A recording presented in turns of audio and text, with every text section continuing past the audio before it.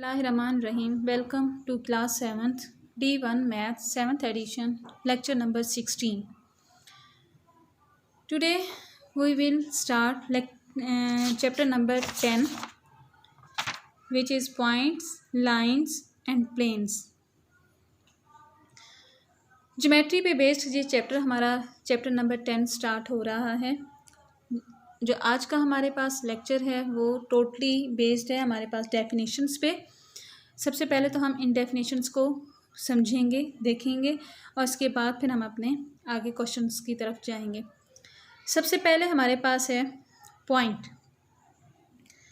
Geometry जब हम start करते हैं अपने उसमें, ज्योमेट्री हमारे पास टोटल कंस्ट्रक्शन पे बेस्ड होती है। जब हम अपना ज्योमेट्री ऑपरेटर्स यूज़ करते हुए, जिसमें कंपास है, स्केल है, इसी तरह से बाकी चीज़ें हम जब यूज़ करते हैं, सेट स्क्वायर्स हैं, इन चीज़ों को यूज़ करते हैं तो हमारे पास कुछ जो हैं शेप्स जो हैं वो कंस्ट्रक्ट होती हैं। उन शेप्स को कंस्ट्रक्ट करने के लिए हमें चंद स्ट्रेट लाइंस चाहिए होती हैं। लाइंस हैं, अब उनमें लाइन सेगमेंट्स हैं या रेज हैं या क्या चीज़ है क्या नहीं है, ये सारी चीज़ें आखिर हमारे पास आती कहाँ से हैं, ये किस तरह से हम उनका स्टार्ट लेते हैं। तो हमारे पास सबसे पहली जो इनिशियल डायग्राम जिसको मैं कह दूँ कि वो है हमारे पास पॉइंट। कुछ इस तरह से आप लोगों को आखिर में फुल स्टॉप की तरह नज़र आ रहा होगा। एक पॉइंट होता है। The most basic geometric figure is point. जो हमारे पास इनिशियल होती है शेप ज्योमेट्री की, वो होती है पॉइंट। अब इस पॉइंट को आगे हम फर्दर किस तरह से उसको मूव करवाएं, उसको कर्ल्स में रोटेट करें या हम उसको सर्कल में उसको मूव करवाएं, या जिस तरह से भी हम करेंगे आगे हमारी फर्दर ज्योमेट्रिक शेप जो है वो ड्रॉ हो जाएगी। अगर तो हम इस पॉइंट को बिल्कुल सीधा इस तरह से स्ट्रेट लाइन में मूव करते हैं, आगे की तरफ भी और मीन के राइट साइड पे मूव हो रही है और ये लेफ़्ट साइड पे मूव हो रही है। ये लाइन के जो कॉर्नर्स पे आपको एरो साइन नज़र आ रहे हैं, इसका मतलब है कि ये लाइन लेफ़्ट साइड से भी आगे एक्सटेंड हो रही है और राइट साइड से भी एक्सटेंड हो रही है। ऐसे पाथ को हम लाइन कहते हैं। When we join two points A and B together, a straight line AB is formed.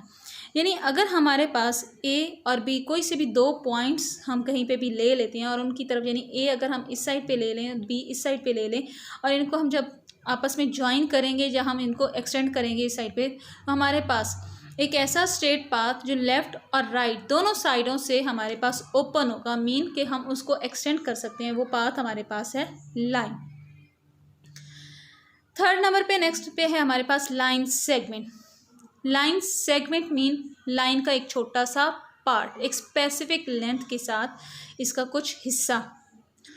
जब हम इस लाइन में से एक स्पेसिफिक मेजरिंग के साथ छोटा सा पार्ट अगर मैं काट के जहाँ पे रख लूँ, मीन एक ना ही हम उसको इस साइड से एक्सटेंड कर सकते हैं, फिर हम ना ही हम उसको इस साइड से एक्सटेंड, मीन कि उसमें से जब एक स्पेसिफिक पार्ट हम काट के साइड पे रख देंगे तो हम फिर बाद में उसको एक्सटेंड नहीं कर सकते। Line segment which has two end points, mean कि इस साइड से भी वो एंड होगा, इस साइड से भी एंड होगा। अगर तो दोनों साइड से ओपन होगी तो वो साइड पाथ होगा हमारे पास लाइन का।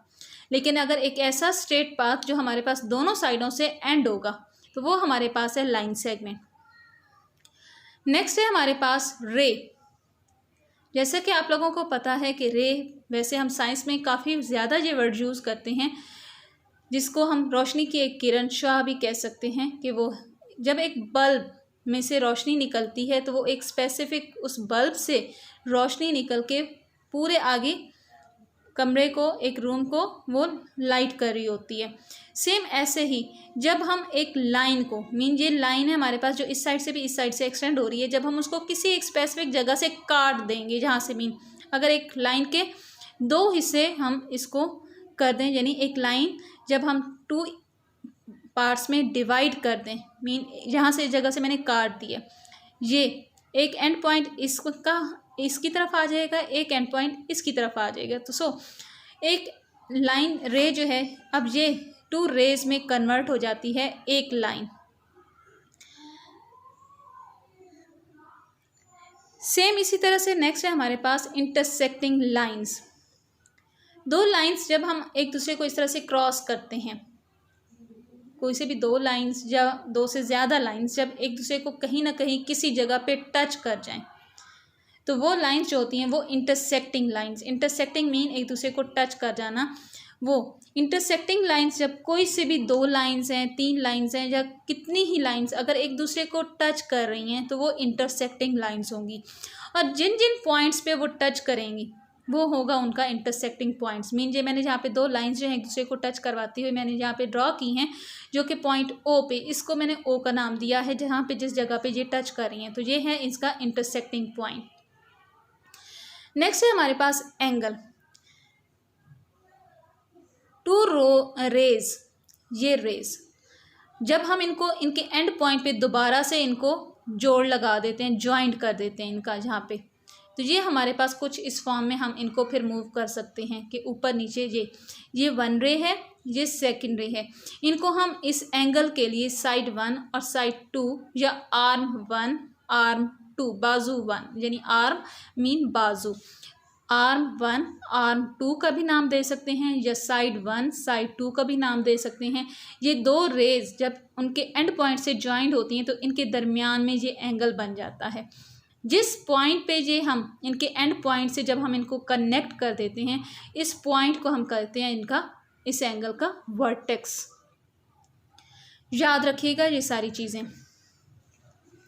नेक्स्ट, इन एंगल्स में हमारे पास डिफरेंट टाइप्स होती हैं, जबकि जिसमें सबसे पहले नंबर पे हमारे पास है अक्यूट एंगल। एक ऐसा एंगल जो 90 डिग्री से ज़्यादा कम हो और 0 डिग्री से ज़्यादा हो, यानी 0 डिग्री से ज़्यादा और 90 डिग्री से कम एंगल जो है वो है acute angle. Second, obtuse angle, 90 degree से ज़्यादा और 180 डिग्री से कम, यानी 90 और 80 के दरमियान जो एंगल होगा, जो भी नंबर होगा वो होगा ऑब्ट्यूज एंगल।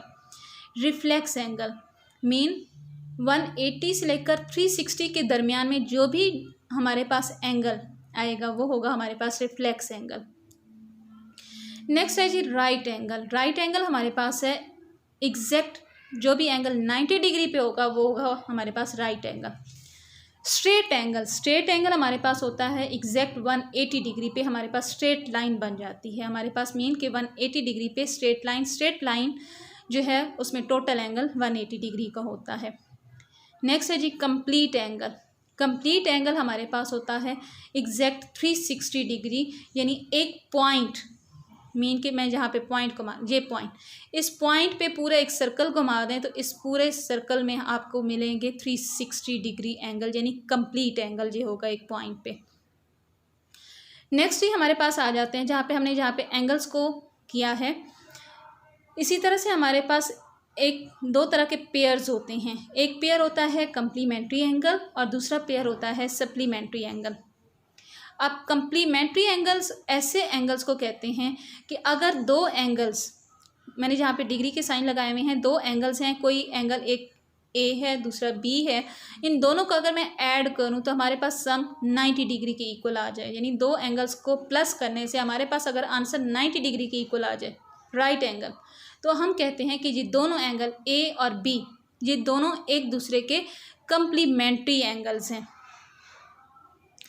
नेक्स्ट है जी सप्लीमेंट्री एंगल। अगर कोई से भी 2 एंगल्स हों, लाइक मैंने यहाँ पे सी और डी कोई से भी एंगल रखे हैं और उनको अगर मैं ऐड करूँ और उनका सम जो है 180 डिग्री के इक्वल आ जाए, तो वो हमारे पास एंगल्स होते हैं सप्लीमेंट्री, एक दूसरे को इनको, यानी सी और डी जो हैं वो हमारे पास आ जाएंगे सप्लीमेंट्री एंगल्स। अब यहाँ पे मोस्टली बच्चों का आप यहाँ पे भूल जाते हैं कि 90 डिग्री पे कौन से एंगल्स होते हैं या कंप्लीमेंट्री कौन से होते हैं, सप्लीमेंट्री कौन से हैं, ये आपस में ये दोनों समटाइम मिक्स कर देते हैं बच्चे। तो जहाँ पे मैं एक हिंट उन लोगों को देती जाऊँ, उन बच्चों के लिए अपने, कि यहाँ पे ये देखें कि हमारे पास 2 सम बनते हैं, एक है 90 का दूसरा 180 का, ये आप लोगों ने याद रखना है। एक राइट एंगल होगा दूसरा स्ट्रेट एंगल होगा 90 और 180। इसी तरह से यहाँ पे जो इनके नाम हैं वो कंप्लीमेंट्री और supplementary. Complementary start with C and supplementary start with S.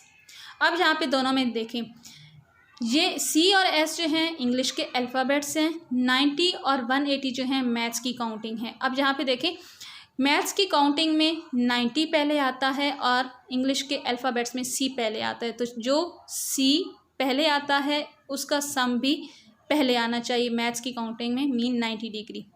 So complementary का सम जो है वो 90, यानी दोनों ये अपने अल्फ़ाबेट में ना सी पहले आता है हमारे पास और 90 मैथ्स की काउंटिंग में नंबर हमारे पास सम पहले आता है। इसी तरह से सप्लीमेंट्री एस और 180 काउंटिंग में हमारे पास बाद में दोनों डिजिट्स आते हैं। तो जो इंग्लिश के अल्फ़ाबेट पहले आता है उसका सम भी हमारे पास मैथ्स की काउंटिंग में पहले आता है। ये हिंट आप याद रखिएगा। इसके साथ ही नेक्स्ट हमारा लेक्चर जो होगा हम अपनी एक्सरसाइज स्टार्ट करेंगे और उस पर हम अपने इन डेफिनेशंस को यूज़ करेंगे। Thank you.